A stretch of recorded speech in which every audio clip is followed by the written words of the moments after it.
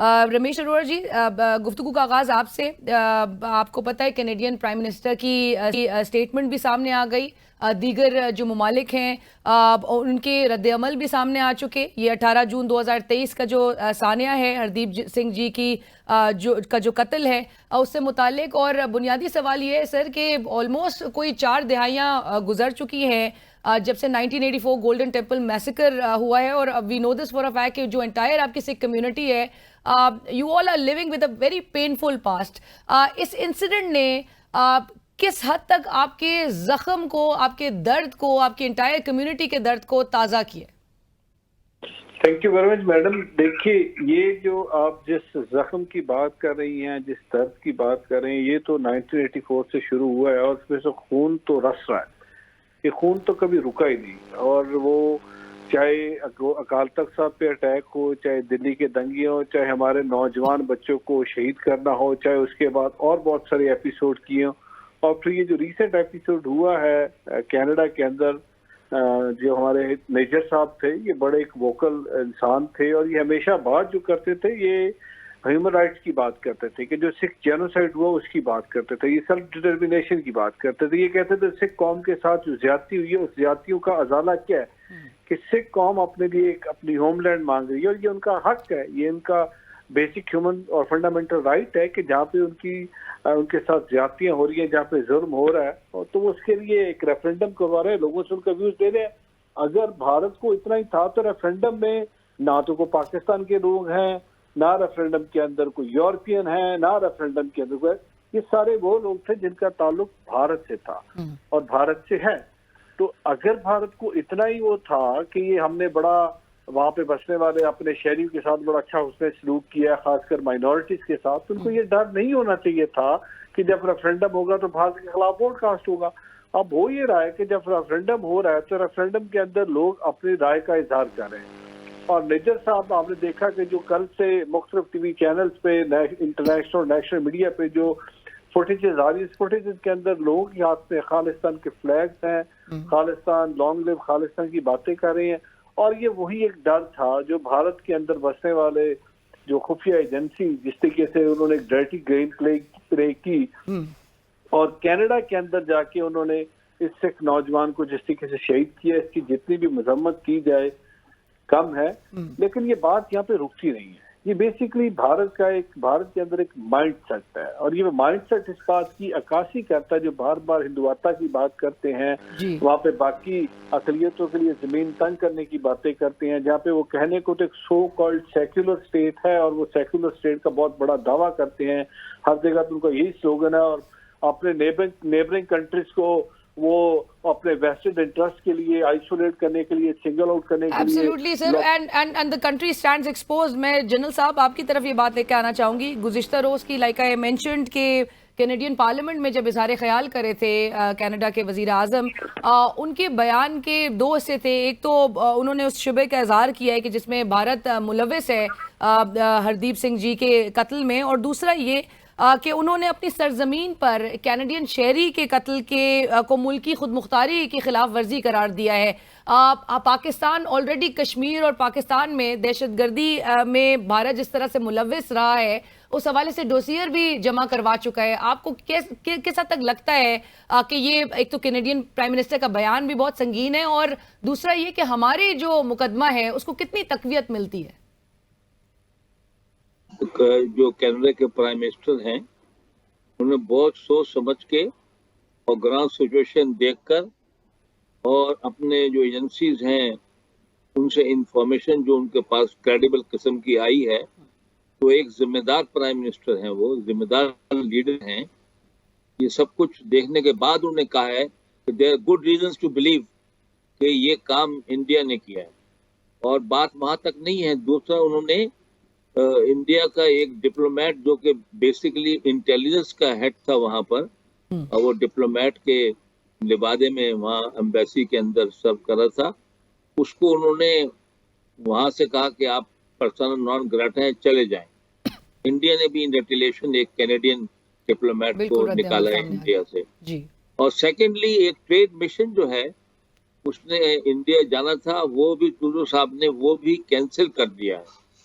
अब Sikh community is very strong and very prosperous and very enlightened in Canada, और वो अपना जो है इजहार कर रहा है राय का थ्रू रेफरेंडम और वट एवर, वो जो है, या उनके साथ जो जातियां हो रही हैं, और वो अकेले नहीं है जो उनके साथ सिखों के साथ जातियां हो रही हैं, वहां तो तमाम अकलियतें जितनी भी हैं हिंदुस्तान में जो हिंदू नहीं है उनके साथ जुल्म और ज्यादती बहुत हो रही है, और ये सब दुनिया इस पर खामोश है। ह्यूमन राइट्स की बेइंतहा वायलेशन हो रही है, और तो और जो इनके लोअर कास्ट हिंदू हैं, दलित्स, उनकी भी कोई इज्जत नहीं है, और उनके खिलाफ भी बहुत जुल्म हो रहा है।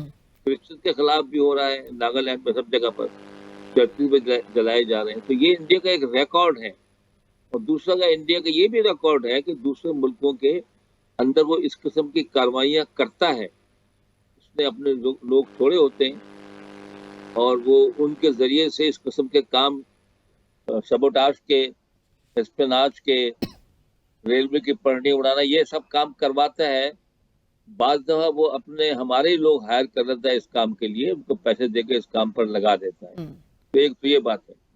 दूसरी बात ये है कि इंडिया का ऊपर अभी बाकी जो मालिक हैं वेस्टर्न कंट्रीज, वो भी अपना रिएक्शन इसके ऊपर देंगे कि ये जो कत्ल हुआ है, I am quite sure sir आना शुरू हो चुका है। अमेरिका की तरफ से आ गया है, ऑस्ट्रेलिया की तरफ से आ गया है, बरतानिया की तरफ से आ गया। तो हम जो हमेशा कहते आए हैं कि आलमी बरादरी की एक बड़ी परेशान कुन खामोशी रही है भारतीय जबर और भारत के जो दहशतगर्दाना इकदाम हैं उस पर, आपको लगता है अब मजीद नजरअंदाज आलमी बरादरी नहीं कर सकेगी इसे?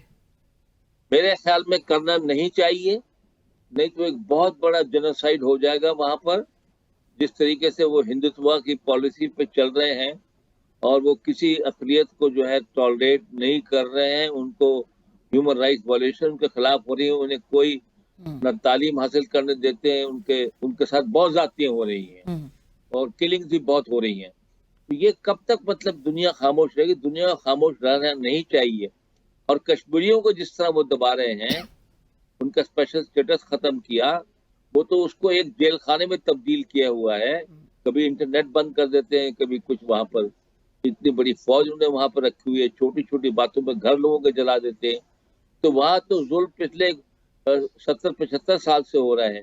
दुनिया को उसका नोटिस लेना पड़ेगा, इससे पहले कि एक बहुत बड़ी ट्रेजेडी, ह्यूमन ट्रेजेडी यहाँ पर इंडिया में हो जाए। रमेश सिंह जी, आपकी तरफ ये बात लेकर आना चाहूंगी कि भारत की, आपने भी बिल्कुल बीच में मेंशन किया, एक हिस्ट्री, एक तवील हिस्ट्री रही है जो रिलीजियस माइनॉरिटीज के खिलाफ जो अटैक्स उनकी जानिब से किए गए हैं। Several temples were destroyed, thousands of Sikhs were killed extrajudicially. Inquiries आज तक जो है वो कंडक्ट नहीं हुई, जस्टिस कभी विक्टिम्स की फैमिलीज को वो प्रोवाइड नहीं हुआ। अब क्या उम्मीद रखी जाती है? Protest obviously all across the world protest किए जा रहे हैं, और जून के बाद से इसमें बड़ी शिद्दत भी आई है, एक गम और गुस्सा पाया जाता है। उम्मीद क्या रखते हैं आप? देखिए, अनफॉर्चुनेटली भारत से तो अब कोई उम्मीद नहीं रख सकते, क्योंकि भारत के साथ जो पिछला मोर देन 4 डेकेड्स का जो एक्सपीरियंस रहा है, वहाँ पे जिस तरह भी जनरल साहब भी फरमा रहे थे, वहाँ पे सिर्फ सिख कौम के साथ ज्यादती नहीं, वहाँ पे मुस्लिम्स के साथ हुई, वहाँ पे क्रिश्चियंस के साथ हुई, वहाँ पे दलित के साथ हुई। तो वहाँ पे जो एक अपने आप का एक उन्होंने ढकोसला बनाया हुआ है कि we are a secular state. In reality they are not a secular state, India is the Hindutva state, और वहाँ पे हिंदुत्व के अलावा किसी और की एक्सेप्टेंस नहीं है, ये उन्होंने प्रूव किया है। अब बात यह है कि इस वक्त जब पाकिस्तान हमेशा ये बात करता था कि पाकिस्तान के अंदर इन्फिल्ट्रेट करता है इंडिया, और चाहे बलूचिस्तान हो, चाहे कश्मीर हो, चाहे हमारे जो नॉर्दर्न, हमारा जो नेबरिंग वो थे, बॉर्डर्स थे अफगानिस्तान के साथ, वहां से इन्फिल्ट्रेट करता था, वहां पे उनके जो काउंसिल खाने थे वहां से इन्फिल्ट्रेट होता था, तो हमारी बात की सुनवाई नहीं होती थी। आज जब कनाडा के अंदर ये इंसिडेंट हुआ, और कनाडा में आई रियली अप्रिशिएट देम कि जिस तरीके से कनाडा की हुकूमत ने, कनाडा के प्राइम मिनिस्टर ने बरमला इस बात का इजहार किया, उनके साथ अपने सफारती जितने ताल्लुकात वक्ती तौर पर सस्पेंड किए हैं वो किए हैं। नॉट जस्ट दिस, कतल कलामी की माफी रमेश जी, गुज़िश्ता हफ्ते भी G20 समिट में कैनेडियन प्राइम मिनिस्टर ने इसको पर्सनली भी जी, टेकअप किया था exactly, इस मामले को भारतीय वजीर आजम के साथ। एग्जैक्ट। तो इस वक्त मेरा ख्याल है कि इस वक्त ये मामला रुकने वाला, मुझे थमने वाला नहीं लगता। और आलमी बरादरी की जो साइलेंस थी, खामोशी थी, जो मैंने सवाल भी किया था, आपको लगता है वो भी अब मजीद बरकरार नहीं रह सकती क्योंकि रद्द-ए-अमल आना शुरू हो गया? बरकरार होनी जरूरी है। अगर ये वाकई ह्यूमन राइट्स की बात करते हैं, ह्यूमन राइट्स वायलेशन की बात करते हैं, इस मामले को अभी यूनाइटेड नेशन का जो जनरल असेंबली का इजलास है वो चल रहा है, एंड आई एम कॉन्फिडेंट, और मुझे उम्मीद है कि हमारे प्राइम मिनिस्टर वहाँ पे गए, जब वो पाकिस्तान का मौक़िफ़ देंगे तो वहाँ पे जहाँ पे जिस जिस मजहब के साथ, जिस कौम के साथ, जिस कौमियत के साथ जुल्म और ज्यादती हो रही है, जहाँ पे ह्यूमन राइट्स की वायलेशन हो रही है, चाहे वो भारत है चाहे वो कनाडा है, तो भारत को हमें वो एक्सपोज करना चाहिए। देखिए भारत ने क्या किया, भारत ने हमारे लिए पाकिस्तान के लिए लॉबियस्ट हायर किए, वी लॉक करवाए, उन्होंने पीआर फर्म्स हायर की और दुनिया भर में पाकिस्तान को सिंगल आउट करने की बात की, पाकिस्तान का तशख्खुस पामाल करने की कोशिश की। पाकिस्तान के लिए उन्होंने पूरी अपनी मीडिया कैंपेन लॉन्च किया। आज भारत का मीडिया क्या करता है, पाकिस्तान के अंदर एक थोड़ा सा भी कोई इशू हो जाता है तो वो जिस तरीके से उसको उछाला जाता है कि पाकिस्तान के अंदर माइनॉरिटी सेफ नहीं है, पाकिस्तान के अंदर मार देगा, हकीकत के वो बिल्कुल बरक्स दिखाते हैं। और हमारी जो एम्बेसीज है, हमारी एम्बेसीज के बाद दुनिया भर में हंगामे करवाए जाते हैं, अफसाद करवाए जाते हैं, वहाँ पे प्रोटेस्ट करवाए जाते हैं। और सवाल ये पैदा होता है, जब भारत के ऊपर अपनी आन पड़ी है तो भारत अब वो ढकोसा कर रहा है और अजीबोगरीब किस्म के वो कमेंट्स पास कर रहा है। हकीकत यही है कि जो निजर साहब का मर्डर था, ये एक ऐसी आग की चिंगारी है। आज वो चिंगारी मुझे लगता है भारत को अपनी लपेट में रहेगी और भारत को इसका जवाब देना पड़ेगा। राइट, भारत को इसका जवाब देना होगा। जनरल साहब, आखिरी कमेंट जो रमेश जी ने भी मेंशन किया कि यूएन जनरल असेंबली का जो 78वां इजलास हो रहा है जिसमें केयर टेकर प्राइम मिनिस्टर काकड़ साहब भी शिरकत कर रहे हैं, क्या उम्मीद की जाती है, किस तरह से वो मौक़िफ़ प्रेजेंट करेंगे? उम्मीद है कि वो कश्मीर में जो ह्यूमन राइट्स की वायलेशन हो रही हैं उस मसले को उठाएंगे और जो माइनॉरिटीज के साथ वहाँ सलूक हो रहा है, स्पेशली मुस्लिम के साथ, उसको भी उठाना चाहिए अब, ताकि दुनिया को पता चले कि वहाँ पर क्या जुल्म हो रहा है, ह्यूमन राइट्स वायलेशन हो रही हैं, and the world should take a notice, उसका लेना चाहिए। कब तक मतलब दुनिया खामोश रहेगी, कब तक उनका जमीन नहीं जागेगा। अरुण दत्ती जो है वो बताती रहती है कि एक बहुत बड़ी human tragedy is about to take place unless the world wakes up, और इस चीज को कंट्रोल, हिंदुस्तान को रिस्ट्रेन किया जाए। अब देखिए, जब भी इनके बाद में लीडर जाते हैं तो इनके जो लोग हैं जो उनकी पॉलिसी से मुत्तफिक नहीं है, वो भी वहाँ मुजाहरे करके अपनी राय का इजहार करते हैं, और उनके राय का इजहार जो करते हैं उसकी रिस्पेक्ट करनी चाहिए। एब्सोल्युटली। और ना कि उनको। Right, thank you so much general साहब, वक्त की कमी है। बहुत शुक्रिया रमेश जी हमें ज्वाइन करने के लिए।